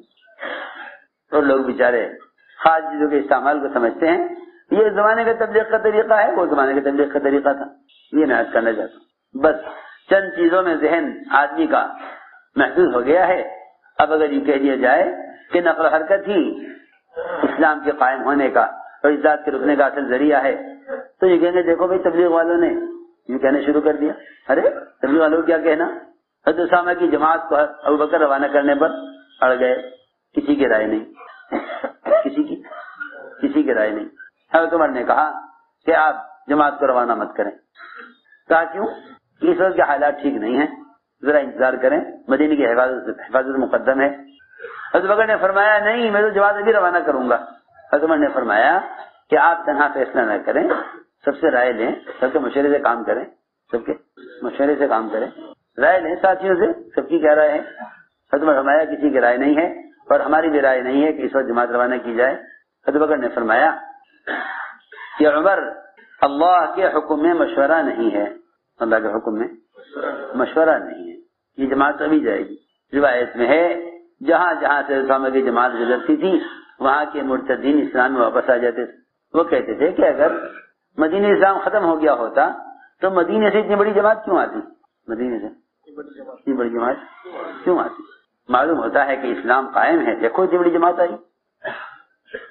حضرت فرماتے تھے کہ اس دن اگر ابو بکر ہماری بات مان لیتے اور اپنی بات چھوڑ دیتے تو امت مرتد ہو چکی تھی، امت مرتد ہو چکی. میں عرض کرنا چاہتا ہوں کہ بات کا پہنچانا تبلیغ نہیں ہے، بات کو خود لے کر جانا تبلیغ ہے. دعوت ایک عملی محنت کا نام ہے. یہ زمانے کی بری بدعت ہے، یہ زمانے کی بری بدعت ہے، یہ زمانے کی بری بدعت ہے کہ بجائے اس کے کہ خود آدمی علم میں لگے اور علماء کی مجلس میں اور صحبت میں رہ کر علم حاصل کرے، پھر اسی علم کو لے کر عمل ادھر دیکھو نا میری طرف، اس علم عمل کو لے کر خود پھرے جس سے عمل کی صورت پیدا ہو. کیوں خیال کرے گا کہ جب اتنا پیسہ آدمی خرچ کرے یہاں سے جاوے امریکہ دین کی دعوت لے کر، کیوں نہ گھر بنانے، شادی کرنے، بیواؤں پر، یتیموں پر، مسکینوں پر خرچ کرے، یہاں کنویں کھدوائے، ہسپتال بنوائے. دین کے بہت سارے کام ہیں خیر کے، کیا ضروری ہے کہ یہ کام یہ پیسے اسی میں خرچ کرے؟ حالانکہ اللہ کے راستے میں خرچ کرنے کا جو سب سے اہم حکم ہے وہ نقل و حرکت اور خروج پر خرچ کرنا ہے. کیونکہ مسلمانوں پر تو مال غیر مسلم بھی خرچ کر دیں گے، لیکن غیر مسلم اسلام پر خرچ نہیں کرے گا. غیر مسلم اسلام پر خرچ نہیں کرے گا. غیر مسلم مسجد بنانے پر خرچ کر دے گا، اسلام پر خرچ نہیں کرے گا. میں کچھ کہنا چاہتا ہوں، میری بات بہت توجہ چاہتی ہے. غیر مسلم مسجد پر خرچ کر دے گا. ایک علاقے میں مسجد بن رہی تھی، غیر مسلم نے کہا بھائی میری زمین بنے گی، یہ زمین دے رہا. اس نے زمین دے دی. پھر آیا کہ نہیں دی، یہ تو بڑا نیک کام ہے، اچھا کام ہے، لوہا سیمنٹ پتھر سب میں دوں گا. لوگوں نے کہا بھائی یہ تو ممکن نہیں ہے. کس نے کہا نہیں تو نیک کام ہے. بہرحال اس مشرک کا غیر مسلم کا جذبہ کہ مسجد ہم بنوائیں گے، یہ دین کی نصرت، اسلام کی نصرت نہیں ہے. غربا پر سردیوں میں کمبل تقسیم کرا دینا اور گرمیوں میں سننے پائیں گے انتظام کر دینا، کہیں کنواں کھودوا دینا، یہ سب مسلمان کی نصرت ہے، اسلام کی نصرت نہیں. یہ سب مسلمان کی نصرت ہے، اسلام کی نصرت نہیں. اس زمانے کے مسلمانوں کو یہ سب سے بڑا دھوکہ لگا کہ خیر کے کاموں میں، مسلمانوں کی ضروریات میں مال خرچ کرو، بس یہ مال خرچ کرنے میں یہی اللہ کا راستہ ہے، یہی اللہ کا راستہ ہے، یہ اللہ کے راستے میں خرچ کر رہے. حالانکہ میں یقین سے کہہ سکتا ہوں کہ خیر کی راہوں میں مال خرچ کرنے سے ہدایت نہ ملے گی. خیر کی راہوں میں مال خرچ کرنے سے ہدایت نہ ملے گی. کیوں؟ اس لیے کہ ہدایت کا ملنا تو علم کا حاصل کرنا ہے. خیر کی راہ مال خرچ کرنے سے ثواب مل سکتا ہے. یہی وجہ ہے کہ بہت سے مالدار علم سے بالکل جاہل اور عمل سے بالکل غافل، وہ سمجھتے ہیں کہ ہمارا اتنا مال خیر کی راہ میں خرچ کر دینا بس یہ ہمارے عمل کا بدل ہے. آپ سوچئے ایک آدمی مسجد بنوا دے، نماز نہ پڑھے، کیا اس کو مسجد کا بنا دینا اور 1000 آدمیوں کے بیچ نماز پڑھ لینا اس کو نماز چھوڑنے کے عذاب سے بچا لے گا؟ کیوں بھائی؟ اس سے لوگوں کے نماز کے انتظام تو کر رہا ہوں نا. اللہ تعالیٰ میرے اس مال خرچ کرنے پر یا میرے مسلمانوں کے لیے مسجد بنانے پر مجھے نماز کی چھوڑنے کے عذاب سے بچا دے گا؟ ہو ہی نہیں سکتا، یہ ممکن ہی نہیں ہے. تو جب مسجد جیسا نیک عمل نماز چھوڑنے کے عذاب سے نہیں بچا سکتا تو جو دوسرے مال خرچ کرنے کے راستے ہیں، بیواؤں پر، یتیموں پر، مسکینوں پر، یتیم خانہ تعمیر کرانے پر، مفت کا ہسپتال مسلمانوں کے لیے بنا دینے پر، یہ سارے جتنے بھی رفاہی کام ہیں مسلمانوں کی ضرورت کے لیے، ان ساری ضروریات میں خرچ کر دینا، یہ آدمیوں کو دیندار کیسے بنا سکتے ہیں؟ بہت آسان سی بات ہے. اس پر اجر مل سکتا ہے بشرطے کہ مخلص ہو، بشرطے کہ مخلص ہو. دوسری بات یہ بھی ہے کہ ان ساری چیزوں پر آخرت میں اجر جو ملے گا وہ عمل کی وجہ سے ملے گا، ورنہ اللہ تعالیٰ ایسے مسلمانوں کو جو عمل سے غافل ہوں اور خیر کا مال خرچ کریں، ایسے مسلمانوں کو غیروں کی طرح دنیا میں دے کر نمٹائیں گے. آخرت میں جو عمل، آخرت میں اجر ملے گا وہ تو اعمال پر ملے گا، آخرت کا اجر تو اعمال پر ہی ملے گا. میں نے عرض کیا کہ دین کی نصرت یہ نہیں کہ آدمی مال خرچ کر دے. مال خرچ کرنا تو مسلمان کی نصرت ہے، دعوت دینا اسلام کی نصرت ہے. آپ میری بات کو توجہ سے سنیں. مال خرچ کرنا مسلمان کی نصرت ہے، مال خرچ کر دینا مسلمان کی نصرت ہے، اور دعوت دینا اسلام کی نصرت ہے. جی ہاں، مال خرچ کرنا اسلام کی نصرت نہیں ہے. مال خرچ کرنا اسلام کی نصرت نہیں ہے. کیوں؟ اسلام کوئی فقیر ہے؟ اسلام فقیر ہے؟ اسلام تو سارے ادیان کا بادشاہ ہے. اسلام تو سارے ادیان پر بادشاہ ہے. اسلام فقیر ہے کہ آپ اسلام پر مال خرچ کریں؟ اسلام کا تو اللہ اکبر 4 شعبے ہیں، چار بنیادی فرائض ہیں. 4 بنیادی فرائض ہیں: نماز اور روزہ، حج اور زکوٰۃ. نماز اور روزہ، حج اور زکوٰۃ. اس میں 2 عبادتیں مالی ہیں، زکوٰۃ اور حج. سب پر فرض نہیں ہے، سب پر فرض نہیں ہے. حج اور زکوٰۃ سب پر فرض نہیں ہے. ہمیں مالی نہیں دیا تو حج بھی نہیں، زکوٰۃ بھی نہیں. نماز اور روزہ سب پر فرض ہے، نماز اور روزہ سب پر فرض ہے. اس لیے کہ جسمانی عبادت ہے، دیکھیے جسمانی عبادت ہے، نماز اور روزہ سب پر فرض ہے. ننگے آدمیوں کو نماز کا طریقہ بتایا ہے، یہ نہیں کپڑے نہیں تو نماز نہیں پڑھ سکتے، کہ نہیں ننگے ہیں تب بھی نماز پڑھو. بھوکے ہیں کہ بھوکے ہو تب بھی روزہ رکھو. روزہ تو رکھنا بھوکے ہو، بھوکا رہنا ہی روزہ رکھنا ہے، کہ بھوکے ہیں تب بھی روزہ رکھو، کیونکہ جسمانی عبادت ہے. اسے میں نے عرض کیا کہ مال کا خرچ کرنا یہ مسلمان کے لیے ہے، لیکن اسلام کے لیے تو دعوت اللہ، لوگوں کو دعوت دے کر اللہ کے فرائض کی طرف لاؤ، دعوت دے کر اللہ کے فرائض کی طرف لاؤ، اللہ کے فرائض کی طرف لاؤ لوگوں کو دعوت دے کر. تو اس کو میں نے عرض کیا تھا کہ اللہ کی غیبی مدد ہے اور دین پر استقامت. اللہ نے اس کو دعوت کے ساتھ جوڑا ہے. ان تنصروا اللہ ینصرکم ویثبت اقدامکم. اللہ تمہارے قدموں کو جما دیں گے اسلام پر. بڑی بڑی بادشاہتیں فیل ہو جائیں گی تمہیں اسلام سے ہٹانے میں. عبداللہ بن حذافہ کو جب بادشاہ نے یہ کہا، روم کے بادشاہ نے، کہ تم نصرانی ہو جاؤ، آدھا ملک لے لو. کہاں آدھا ملک؟ سارے دنیا کے بادشاہت بھی ملے تو میں دین نہیں چھوڑوں گا. دین کا چھوڑنا صحابہ کے زمانے میں یہ نہیں تھا کہ بھائی چلو 2-4 باتیں ان کی مان لو، 2-4 اپنی منوا لو، اس طرح مل جل کے کام کر لو. وہاں دین کے ایک حکم کو چھوڑ دینا، سارے دین کو چھوڑ دینا تھا. وہاں یہ بات نہیں تھی کہ بھئی چلو ان کی ایک بات مان لو. نہیں، بادشاہ عاجز آ گیا. حذیفہ نے کہا تیری پوری بادشاہت، عرب کی ساری بادشاہتیں ملیں مگر میں اپنا دین نہیں چھوڑوں. بادشاہ نے کہا میں تمہیں قتل کروں گا. کرو قتل. اوہو، اللہ نے جو جان دی ہی اسی راستے کے لیے تھی، اس کو بچاویں اس راستے سے. یہاں ہم تیار ہیں قتل کے لیے، قتل کے لیے تیار ہیں. لو جس طرح چاہو کرو. میں عرض کر رہا تھا یہ استعداد مدد کیوں ختم ہوئی؟ کہاں ایک بادشاہ کا سارا ملک پیش کرنے کے باوجود ایک مسلمان کو اسلام سے ہٹانے میں ناکام ہو جانا، اور کہاں اس زمانے کے مسلمان کا ایک سنت پر عمل کرنے کے لیے اپنی بیوی بچوں اور اپنے رشتے داروں اور دوستوں کے سامنے مغلوب ہو جانا. کہ کیا کروں میرے دوست نہیں مانتے، کیا کروں میرے گھر والے نہیں مانتے. اتنے احکام ایسے ہیں شریعت کے، یہ پر عمل کرنا فرض ہے، یہ واجب ہے، لیکن یہ اپنے متعلقین کی وجہ سے عمل کرنے سے مجبور ہے. کیا کروں؟ میں اس لیے عرض کر رہا ہوں کہ اللہ نے دعوت میں یہ غیبی نصرت رکھی ہے کہ اللہ تعالی دعوت دینے والے کو باطل کے مقابلے میں دین پر جمائیں گے اور باطل کو مغلوب کرنے کے لیے غیبی مدد لاویں گے. باطل کو مغلوب کرنے کے لیے غیبی مدد لاویں گے. بشر حکومت دعوت پر آ جائے، بشر حکومت دعوت پر آ جائے. دعوت نقل و حرکت کا نام ہے. دعوت کسی اخبار کا نام دعوت رکھنا دعوت نہیں ہے. نقل و حرکت کا نام دعوت ہے. خود جا کر دعوت دو، یہی اصل ہے. یہی اصل ہے. اس کا کوئی متبادل نہیں ہے. وہ تو جب سنتوں سے مناسبت نہیں رہتی تو آدمی کو ان کے اپنے زمانے کے رواجی طریقے اچھے لگتے ہیں. جب سنت سے مناسبت نہیں رہتی تو انہیں اپنے زمانے کے طریقے اچھے لگتے ہیں جب سنت سے مناسبت نہیں رہتی. اس لیے دوستو عزیزوں، سنت یہی ہے کہ اپنے دین کی دعوت کو لے کر پھرو. اس لیے کہ مسلمان عمل کو لے کر نہیں پھرے گا. اے بھائی سو رہے یہاں بیٹھ، اگر مسلمان عمل کو لے کر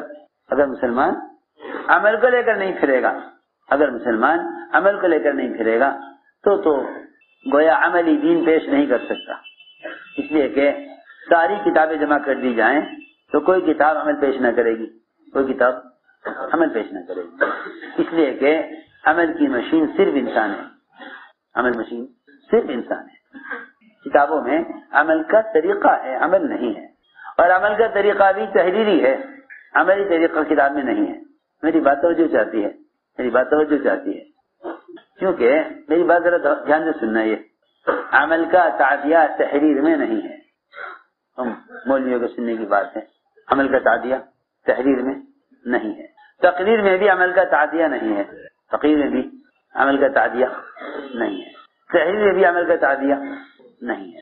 عمل کا جو تعدیہ ہے وہ عمل کو لے کر پھرنے میں ہے. میں آسان کر دیتا ہوں. عمل سے جو عمل وجود میں آئے گا، جو عمل متعدی بنے گا، وہ عمل سے عمل وجود میں آتا ہے. کتاب سے عمل وجود میں نہیں آتا. تحریر سے بھی عمل وجود میں نہیں آتا. تقریر سے بھی عمل وجود میں نہیں آتا. اس جگہ تحریر اور تقریر یہ کام قلم کا ہوا، یہ کام زبان کا ہوا. اصل چیز تحریک ہے. اصل چیز کیا ہے؟ تحریک، حرکت میں آنا. اصل کیا ہے؟ تحریک اصل ہے، حرکت میں آنا. علی رضی اللہ عنہ عراق گئے. عراق والوں نے کہا کہ حضور اکرم صلی اللہ علیہ وسلم کے طریقے پر ہمیں وضو سکھلا دیجیے. فرمایا لا لوٹے میں پانی اور اونچی جگہ کوئی بتاؤ. چنانچہ بڑی اونچی دیوار تھی قلعے کی، حضرت علی کو وہاں چڑھایا دیوار پر. وہاں حضرت علی نے بیٹھ کر وضو کیا اور سارے عراق والوں کو جمع کر لیا. بچے، عورتیں، بوڑھے، جوان، سب عورت مرد سب جمع ہو گئے. سب نے حضرت علی کو وضو کرتے ہوئے دیکھا، کیونکہ علی رضی اللہ عنہ نے اس طرح وضو کر کے دکھلایا جس طرح حضور اکرم صلی اللہ علیہ وسلم کو وضو کرتے ہوئے دیکھا تھا. وضو کے بعد کہا کہ اللہ کے رسول صلی اللہ علیہ وسلم کا وضو اس طرح کا تھا. تو سب کو وضو کرنا آ گیا، سب کو. اور یہ بات ذہن میں رہے کہ مسلمان کا عمل مسلمان کے لیے مؤثر ہے. مسلمان کا عمل مؤثر ہے مسلمان کے لیے. عمل سے عمل کا ماحول بنے گا. بیان، تقریر اور جو ہے تحریر اور کتابوں سے عمل کا ماحول نہیں بنے گا. یہ پکی بات ہے، یہ پکی بات ہے. عمل کا ماحول عمل سے بنے گا. ہندا حمزہ کلیجہ چبایا، ایسی سخت دل عورت کہ ایسا قتل ہوا اس حمزہ کا جو ناقابل برداشت تھا. آپ کو سخت تکلیف تھی کہ آپ 70 مشرق قتل کرنا چاہتے تھے حضرت حمزہ کے بدلے میں. کتنی تکلیف آپ کو تھی؟ ایسا قتل حمزہ کا، ناک کان کاٹے گئے اور پیٹ پھاڑا گیا اور میدان میں اس طرح ڈالا گیا ان کے جسم کو، اس پر بھی ہندا کو تسلی نہ ہو، یہاں تک کہ ہندا نے سینہ پھاڑا، ان کا کلیجہ نکال کے چبایا اور خون ان کا اچھالا اپنا اندر کے غصے کو اور حمزہ کے سے نفرت کو ظاہر کرنے کے لیے۔ کتنا کچھ کیا اس نے، ہندا نے۔ لیکن جب عمل کے ماحول میں آئی کہ صحابہ فتح مکہ کی رات میں سب تہجد میں، عبادت میں، دعاؤں میں، سجدے میں پڑے ہوئے تھے، ہندا نے کہا میں تو اسلام قبول کر لیا، میں نے تو۔ ابو سفیان نے کہا یہ تجھے کیا ہوا، تو انکار کرتی تھی اس دین کا۔ اس نے کہا ہندا نے، ارے ابو سفیان جانے دے، تو نے نہیں دیکھا رات کا منظر عبادت کا جو میں نے دیکھا ہے۔ جی ہاں، لوگ بیچارے اپنے گھر میں تہجد پڑھ لیں، سمجھ لیں کہ ہاں بس میرا معاملہ میرا اللہ کا ہے، پڑھ لیا میں نے، ذکر کر لیا، تلاوت کر لی، کیونکہ میری خبر، میرا حشر، میری جنت انفرادی اعمال سے ماحول نہیں بنتا، انفرادی اعمال سے ماحول نہیں بنتا، انفرادی اعمال سے ماحول نہیں بنتا۔ ماحول جو بدلے گا وہ عبادات کو اور معاملات اور اخلاق اور معاشرے کو اور علم کو لے کر پھرنے سے بدلے گا۔ اس لیے میں نے عرض کیا کہ اعمال کا تعدیہ نقل و حرکت میں ہے، اعمال کا تعدیہ عمل سے عمل جو وجود میں آئے گا وہ نقل و حرکت سے وجود میں آئے گا۔ آپ ساری دنیا میں اعلان کر دیں نماز فرض ہے، اس سے نماز کا فریضہ قائم نہیں ہوگا، پکی بات ہے، اس سے نماز کا فریضہ قائم نہیں ہوگا۔ علم تو اس کے لیے مفید ہے جس میں عمل کی طلب ہو، پہلے تو عمل کی طلب ہو نا، پھر اس کے لیے علم ہے۔ آپ کسی کو عمل پر تو لائیں، جب آپ اس کو عمل پر لائیں گے تب وہ علم جائے گا، کیوں بھائی آپ اس کو عمل پر لائیں، پھر وہ کہے گا ہاں بھائی نماز پڑھنی ہے، نماز کا طریقہ کیا ہے۔ جو آدمی عمل کا طالب نہیں وہ علم کا طالب کیسے ہو سکتا ہے؟ جو آدمی عمل کا طالب نہیں وہ علم کا طالب کیسے ہو سکتا ہے؟ کیوں نہیں غور کرتے؟ اس لیے ہم نے عرض کیا کہ نقل حرکت کے ذریعے امت کو اللہ کے فرائض کے ادا کرنے کی طرف لاؤ۔ یہ نہیں کہ لوگوں کو معلوم ہے کہ فرائض کہ نماز کیا ہے، پڑھ لیں، نہیں پڑھتے تو ان کی مرضی ہے۔ یہ کوئی کام ہے؟ یہ کوئی کام ہے کہ آپ اعلان کر دیں کہ نماز فرض ہے، جو پڑھ لے جو نہ پڑھے وہ عذاب میں مبتلا ہو جائے؟ یہ تو کوئی کام نہیں۔ جس طرح تو نبی کرتے، آ کے اعلان کر دیتے کہ میں اللہ کا نبی ہوں اور لوگوں سن لو، یہ اسلام ہے، یہ فرائض ہیں، جو کرے گا وہ کامیاب، جو نہ کرے وہ ناکام۔ پھر محنتی کیا ہوئی؟ حضور اکرم صلی اللہ علیہ وسلم الگ الگ حلقوں میں جاتے، دعوت دیتے۔ مشرکین نے کہا کہ اے محمد صلی اللہ علیہ وسلم آپ کی بات حق ہے، ہم مانتے ہیں، آپ کا دین سچا ہے، ہم مانتے ہیں، لیکن آپ پھرا مت کریں، اپنی جگہ بیٹھ جائیں، اپنی مسند بنائیں، وہاں بیٹھیں آپ، اور جس کو بھی آپ کے دین کی ضرورت ہوگی وہ آپ کے پاس آ جائے گا، آپ اسے دین سکھلا دیں۔ یہ کس نے کہا؟ ہاں مشرکین۔ نظام کا مسلمان کہے کہ پھرنے سے کیا فائدہ، پھرنے کی کیا ضرورت، بھائی جسے دین سیکھ رہا ہوگا سیکھ لے گا۔ اس زمانے میں مشرکین کہتے تھے کہ آپ کا دین حق ہے، ہم مانتے ہیں، چلیے ٹھیک ہے، اچھا دین ہے آپ کا، مگر آپ پھرا مت کریں، اسی حلقے میں صحابہ بھی تھے۔ صحابہ نے کہا نہیں یا رسول اللہ آپ آیا کریں، آپ اپنے دین کی دعوت دیا کریں، آ کر ہم سنیں گے آپ کی بات، اگر یہ مشرکین نہیں سننا چاہتے ہم سنیں گے آپ کی بات، آپ آیا کریں۔ تو کفار نے کیا کہا کہ آپ پھرا نہ کریں، ہم آپ کی بات مانتے ہیں، ٹھیک ہے، حق ہے، آپ کا دین سچ ہے، آپ جگہ بیٹھیں، جس سے دین کی طلب ہوگی، آپ کے علم کی طلب ہوگی، وہ آئے گا، آپ اسے سکھا دیں۔ سوچے تو صحیح، اس زمانے کا مسلمان کہے پھرنے سے کیا فائدہ؟ اللہ اکبر۔ حضرت فرماتے تھے اگر اللہ کے راستے میں پھرنا نہ ہوتا تو میں دنیا میں رہنا پسند نہ کرتا۔